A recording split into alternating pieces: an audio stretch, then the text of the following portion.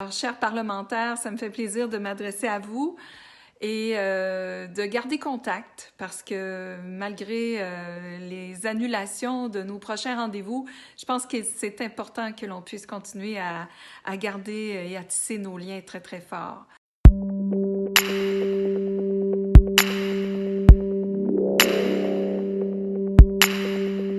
Nous avons terminé nos travaux à l'Assemblée nationale le 17 mars dernier. Alors, nous nous sommes quittés le 17 mars dernier. Le 14 mars, on avait décrété l'état d'urgence sanitaire au Québec.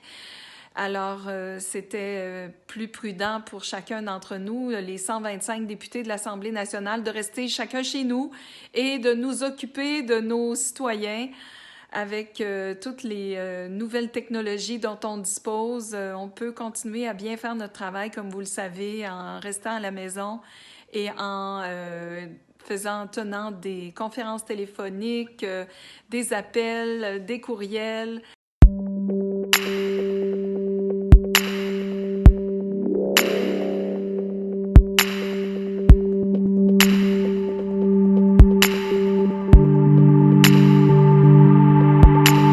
On peut dire que le Québec est l'épicentre de la pandémie au Canada et Montréal est particulièrement touché.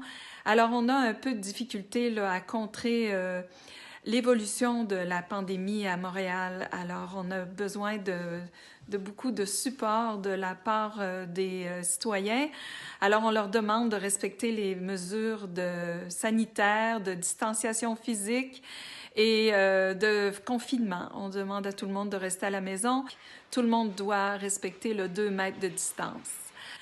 Le premier ministre du Québec, depuis quelque temps, fait appel à plusieurs Québécois, Québécoises qui n'ont même pas d'expérience dans le réseau de la santé pour venir prêter main forte parce qu'au Québec, on a 12 000 employés du réseau de la santé qui ne se présentent pas au travail, soit qu'ils ont des problèmes de santé eux-mêmes ou autres.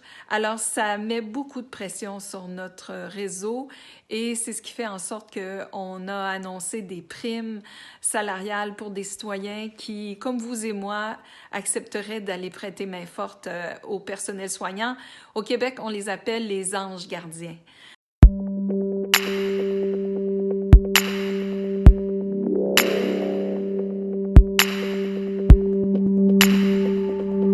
Monsieur Guterres, notre secrétaire général de l'ONU, avait fait un appel à tous pour que l'on puisse protéger les femmes et les jeunes filles pour qu'elles puissent ne pas subir les impacts de la pandémie parce que on peut noter une recrudescence de violences conjugales et violences familiales. Alors ici même au Québec, le premier ministre a fait le même appel que M. Guterres. Ce confinement, cette pandémie a des répercussions autres que sur la santé. Je vais m'adresser aux femmes du réseau des femmes de l'APF. Je vous salue, vous me manquez.